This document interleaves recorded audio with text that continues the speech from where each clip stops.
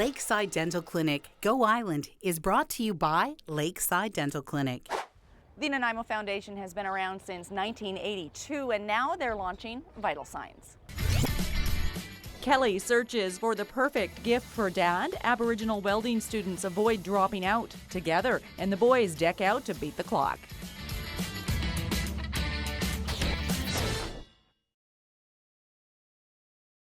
You gotta love a beautiful, sunny, breezy June day by the water. Yes, it is officially June now, and that means that Father's Day is just around the corner. Kelly Robinson went in search of the perfect Father's Day gift.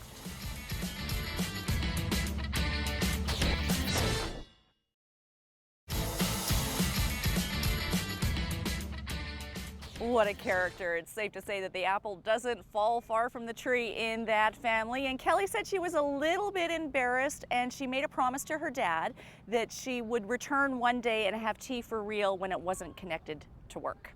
You're watching Go Island on Shaw TV Channel 4. Tim Maudsley is a dad and chair of the Nanaimo Foundation that is launching Vital Signs. We're going to tell you about Vital Signs in the next 30 minutes, but first let's establish what the Nanaimo Foundation is.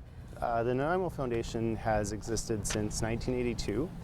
It is a local community foundation that connects donors with areas that they wish to give money to. And this is something that happens in communities not just across the island, but across the province? And across Canada, okay. Absolutely. So one local foundation would be in Victoria that's been around for a long time as well. And that deals with endowments and capital fund projects, capital projects, and someone to manage on behalf of people who want to contribute Correct. In a big way, financial way to their community. Absolutely. Okay, yes. Now Vital Signs was launched just last week. What is that? Vital Signs is a community checkup that reports on various areas of the community, and it's a great way for foundations to reach out and engage Nanaimo. Okay, now we're going to talk about some of those organizations later in this edition of Go Island, namely the City of Nanaimo and the United Way, which are partners in Vital Signs. What information is gathered, and how do you engage in a community in a project like this? Well, first of all, the engagement is through a survey that we will have out in the next couple of weeks, and that's a place where anyone in Nanaimo is welcome to answer how they feel about different areas, and we're choosing approximately 10 indicators.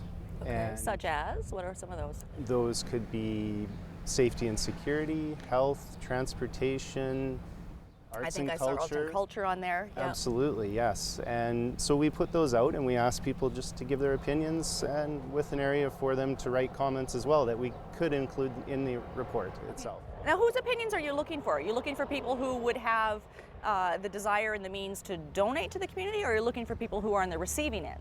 We're looking for everyone's opinions. One thing that Vital Signs will do for us is help us connect our donors with areas of Nanaimo that need help, or and help to show them where things are needed.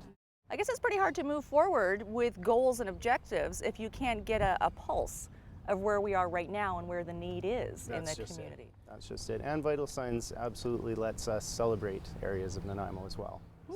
Excellent. Okay. We're going to talk more about the partners involved with Vital Signs and the Nanaimo Foundation after a short break.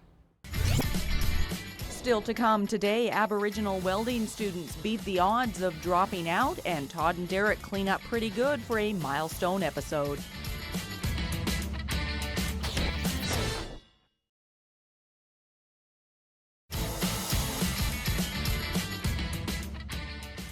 You're watching Go Island on Shaw TV Channel 4. We're going to head down to Duncan now, where Aboriginal welding students are rallying together to keep each other from dropping out despite their social issues. Thanks to their efforts, all 36 students have remained in school and attending this program. Here's Paul Beilstein.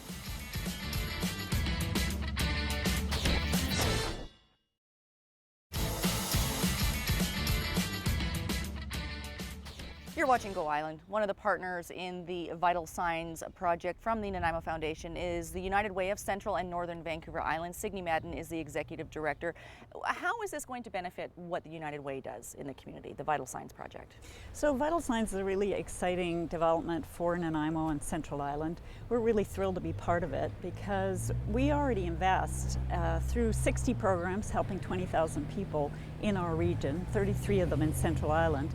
We invest in programs every year, but we need good data to be able to help direct that funds. So when our donors, when you make a donation to United Way, you're expecting us to do the research to understand what are the core social issues that our community is facing right now, what are the trends, if teen suicides are going up or down, bullying in the schools, are we making headway with our investments? What Vital Signs does for us is bring all that data together from a whole bunch of sources and allows us as funders, whether the City of Nanaimo, United Way, to figure out, okay, this year we made progress on these issues, but this is the real key thing we've got to address, and that's where we're going to invest our money this year. So it's not necessarily about more money, it's about allocating the money where the need More is, efficiently, more effectively. That's right. So in this day and age, we all work hard for our dollars, and when we give our money to the City of Nanaimo as a taxpayer or donate to United Way, we want to make sure that we're investing it as well as we can. And one of the things that we find is there's information at Island Health, Ministry of Social Development, various organizations around town, but to bring that information and analyze it and go, okay, what you're seeing over here, is it being echoed over here around homelessness or isolated seniors, then that gives us the way to build a story and the data to be able to say, okay, we need, we can lobby or go to the federal or provincial government for more funding around a key issue, or we can say to our donors, you know what, we've done a great job and we have done a good job investing in anti-bullying or suicide prevention. This year we've got to work on food programs for seniors, say. And that's the kind of information that comes out of Vital Signs in other communities across the country. It's very surprising quite often that what we think are the issues and what we see after we do the data it can be quite different. And you had mentioned that it is what other communities are doing, and this is Nanaimo, I don't want to use the word catching up, but it really is in a sense. It's exciting for Nanaimo because finally we can work in a way that other communities have found success with this. That's right.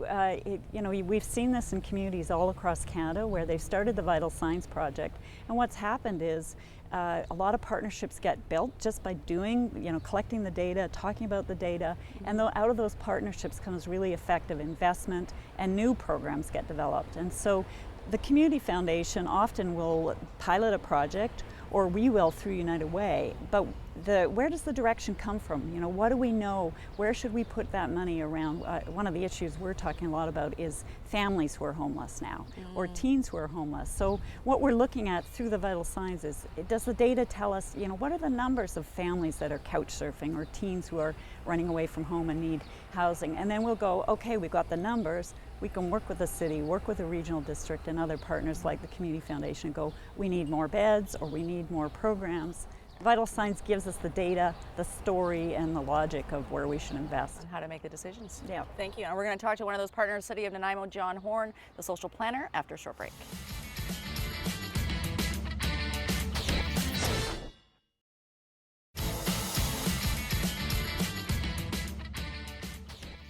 Vital Signs from the Nanaimo Foundation officially launched last week, and it's good news for organizations in town who are helping our community, and the ways that you can help are long and varied.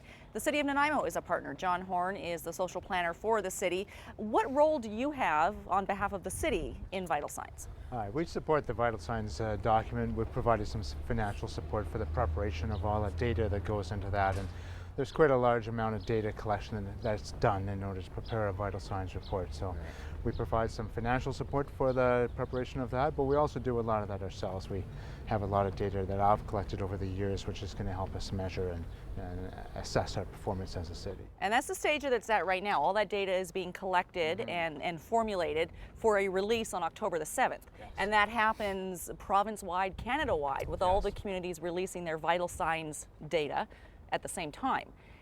Is there some comparison that's going to happen then at that stage? How do we compare to other cities, and why does that matter? Well, there's a lot of cities that do the Vital Signs report right across the country, and I think that our role to look at that is where do we stand amidst all our peers, so to speak, other cities in Canada? What's our quality of life compared to theirs? And putting measures against measures allows us to see where we stand against our peers. And so for us as a city, it's really important that we're competitive in terms of attracting people here and retaining talent and keeping young people here. And so this is one way of us determining, well, where can we improve? Where are we doing really well, and we can keep reinforcing that, and where are areas that we could maybe put resources into that we can change some data. So that's really what it's about, is taking a look at where we sit with our peers. And Victoria, for example, does quite a comprehensive one, and we'd want to know how we stack up against Victoria, because we're in a, I guess, direct competition for them, for residents and talent and entrepreneurs. I don't know if everybody would connect the dots between providing capital funding for a hospice house or a Haven Society or something like that. What does that have to do with attracting people to live in our city? Because we think of that as an internal thing to help the residents who live here, but it's got longer legs than that. It's got a farther reach. Yeah, you'd be surprised what people pay attention to when they choose to live here, when they make a commitment to come to Nanaimo. We talk to physicians, for example, that come to visit, and they say, if we are greeted and we're connected when we get here, when we meet people and they're friendly and we make, we can make friendships quickly and get connected socially quickly, then we want to stay.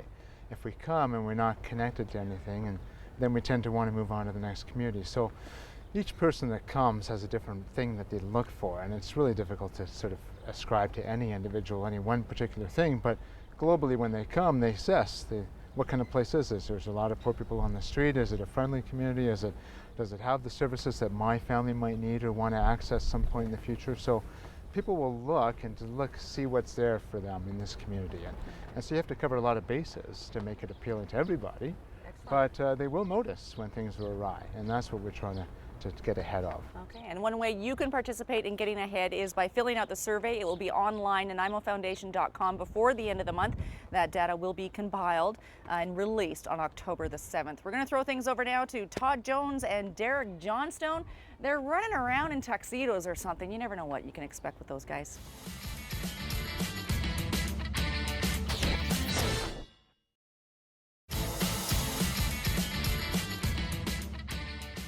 I think those guys have way too much fun on the job, and we hope that it's enjoyable for you. From the feedback that we get, it most certainly is. They'll be heading out later this week, I believe, to shoot a new edition of Clocked. As always, we're looking for ideas. Kate.bergen@sjrb.ca. We got to stump these guys. 25 episodes. I think they've been stumped, I don't know, 3 or 4 times. I obviously need a little bit of help. That brings us to the end of this edition of Go Island. Finally, if you'd like more information on the Nanaimo Foundation, you can go online, NanaimoFoundation.com. Results of the Vital Signs data survey will be released on October the 7th.